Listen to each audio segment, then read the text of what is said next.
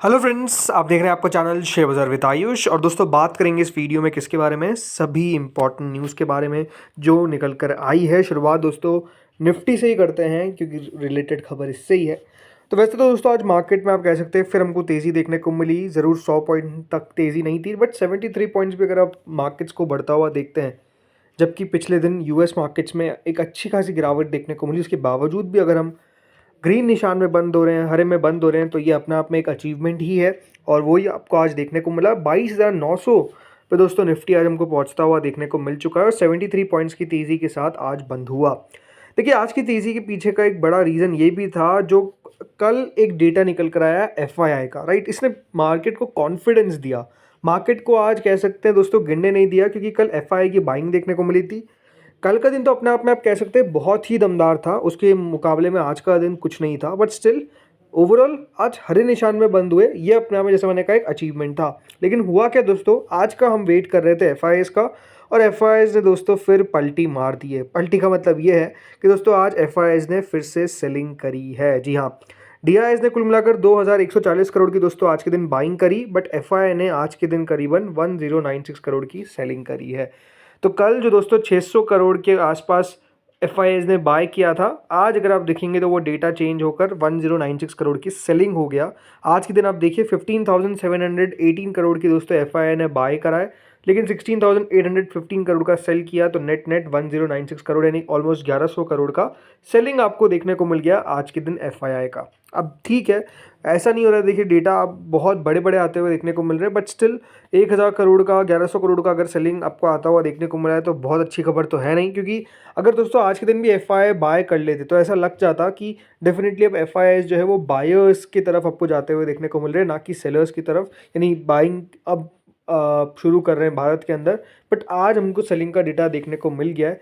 सो अब देखते हैं बाजार इस पर किस तरीके का रिएक्शन देता है। लेकिन हाँ, कल के दिन दोस्तों जो रिएक्शन आएगा वो मेजरली किस खबर पर आएगा, वो आएगा दोस्तों यूएस की फेड की पॉलिसी पे। जी हाँ, आज दोस्तों फेड अनाउंसमेंट करने वाला है उनकी रेट्स। क्या यहाँ पर बेसिकली फेड आज रेट कट करेगा या फिर जो इंटरेस्ट रेट्स है उसको एज इट इज़ रहने देगा, कोई चेंज नहीं करेगा। अब एक्सपेक्टेशंस क्या है दोस्तों इस मीटिंग से, सबसे पहले आपको बताता हूँ। देखिए, यहाँ पर जो एक्सपेक्टेशंस है कि रेट्स को रिटेन, यानी जितनी रेट पहले थी उतनी ही रहती हुई देखने को मिलेगी, और फेडरल फंड रेट स्टडी रहेगी बिटवीन 4.25 टू 4.5%। ये दोस्तों एक्सपेक्टेशंस है, यानी कोई बहुत बड़ा बदलाव आपको देखने को नहीं मिलने वाला है। एक्सपेक्टेशंस यही कि जितनी रेट पहले थी उतनी की उतनी रेट देखने को मिलेगी। इंपॉर्टेंट चीज़ रहेगी फेड की कमेंट्री। क्या दोस्तों यहाँ पर federal reserve chairman Jeremy Powell बोलते हैं, उनका बयान किस तरीके का रहता है, उनकी आगे की रणनीति क्या रहती है, ये अपने आप में देखिए बहुत ज़्यादा इंपॉर्टेंट रहने वाला है। जिस तरीके से देखिए डोनाल्ड ट्रंप ने, कह सकते हैं कि टेरिफ वॉर जो एक छेड़ दी है, उस पर क्या यहाँ पर स्टेटमेंट रहता है जेरेमी पॉवेल का। यूएस की आगे की जीडीपी ग्रोथ किस तरीके की रहेगी, इन्फ्लेशन किस तरीके का रहेगा, मार्केट्स इन सब के ऊपर दोस्तों गहरी नज़र रखेगा। अगर आप कह सकते हैं डेटा जो आज हमारे सामने आएगा, जो यूएस फेड का डेटा इन द सेंस की, देखिए जो भी इनका इंटरेस्ट रेट रहता है, एक्सपेक्टेशंस तो यही कि कोई भी बदलाव देखने को नहीं मिलेगा।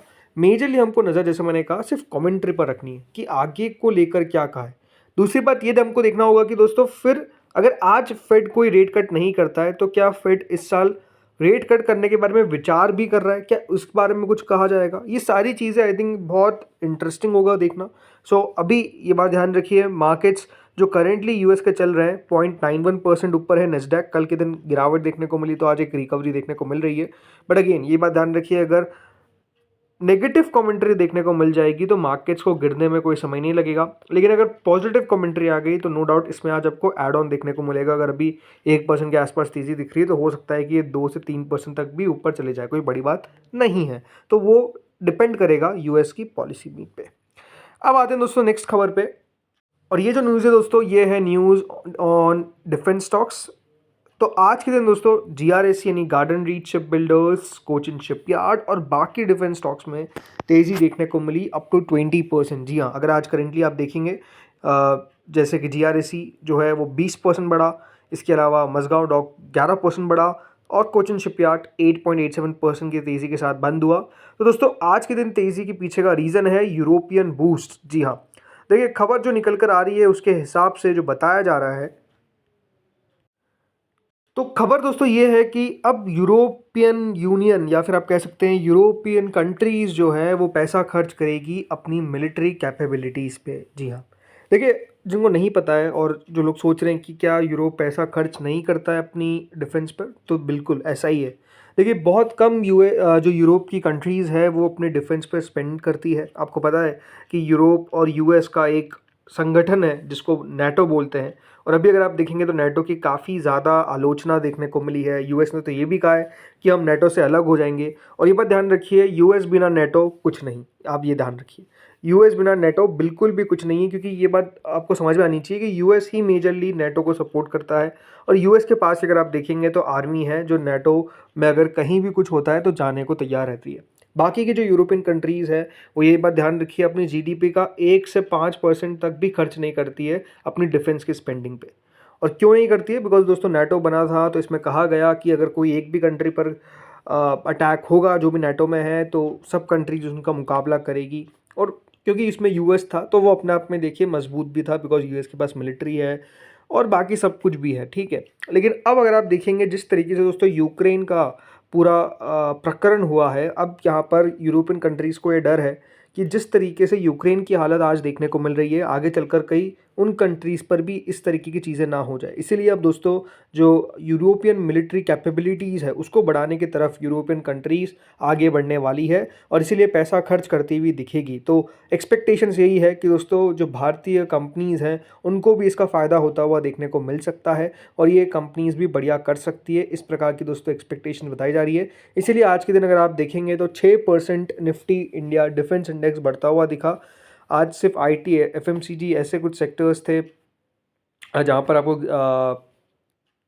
गिरावट देखने को मिली। बाकी सब जगह तेज़ी देखने को मिली, और डिफेंस इंडेक्स ने तो आज धमाल कमाल ही कर दिया। तो तेज़ी के पीछे का कारण क्या है, होपफुली आपको समझ में आ चुका है। अब आते हैं फ्रेंड्स वोडाफोन आइडिया पे। जी हाँ, तो देखिए, वोडाफोन आइडिया भी स्टारलिंक के साथ हाथ मिला सकता है। जी हाँ, स्टारलिंक ने वैसे कह सकते हैं कि देखिए सबके साथ। तो वोडाफोन आइडिया दोस्तों जो अकेला बचा हुआ था ना, अब वोडाफोन आइडिया भी अकेला नहीं है, ठीक है।